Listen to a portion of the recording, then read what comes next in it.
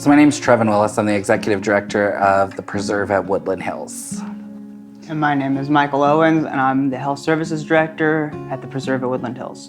So here in our building, our care team is directed by our health service director. Michael, could you tell me a little bit more about what care looks like to you and what does it mean to care for somebody? Care, it's not something that you can be taught, right? What I always look at it as the compassion to love somebody who's not your family member, who may be at their worst, and being able to love them like they're your own family member and build that intimate relationship with them. That is something that you can never teach, and that is something that we implement as our care, and I interview for that. With that being said, and caring for somebody, what made you get into this industry? Yeah, so with this industry, I really was afraid of it. My grandfather died from dementia when I was about 12, and he had a very aggressive dementia, really bad at-home care. And then I'm reading a position and I'm reading about the company, and I see that they have such a different outlook on an approach towards care. And I was thinking, wow, that sounds like something I would have wanted my grandfather to be a part of. That sounds like something I'd want to be involved in and helping give that to these people. That's very commendable. It's actually it's very similar to reason why I got into this industry. I've always vowed that I was going to be there for the family member that wasn't there for my grandmother. Right, so, kind of the same scenario that you had love for your grandfather, and this is what made you kind of want to go down this path. Same for me. My grandmother was in an independent community, and when she was there in the community there, unfortunately, she had a tragic accident and nobody was there because of the type of community it was. Right. So I've always vowed that I wanted to be there for someone else's family member. I want to make sure that we're giving them the compassion, we're giving them the purpose behind living. So Trevin, coming from, the role of a caregiver at such a young age and then moving yourself into each position, you've worked in every role. So explain how you've moved into it and how it's progressed you and how the opportunity has arisen for you in this industry. Absolutely. Like I was saying before, I got into this industry because I wanted to be there for someone else's family member. So I started as a caregiver, right? Started right after high school. It was very, very soon after my grandmother's passing that I went into this industry. And I actually had some great leadership that I looked up to.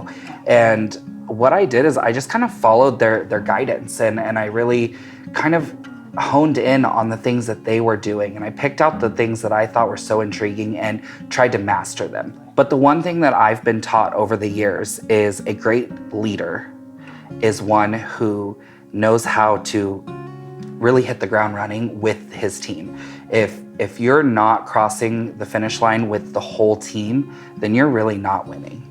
How our leadership and how our management is guided, how that kind of encompasses our overall philosophy is we're all doing it together. That's a whole part of the Sparks program. There's not one person that is doing one certain thing, right? It takes a whole community to really run and encompass the Sparks program to be efficient, right? Yeah. So you're not just telling your activities director to get out on the floor and run this program. No, it takes the whole community. Yeah. So it's down to health services, it's down to the front desk, it's down to your business office manager, really empowering the whole team as a whole. I had a leader that once said, you can never lead behind a desk. Right. Yeah. So we're not that type of community that the executive director is only seen when there's a problem.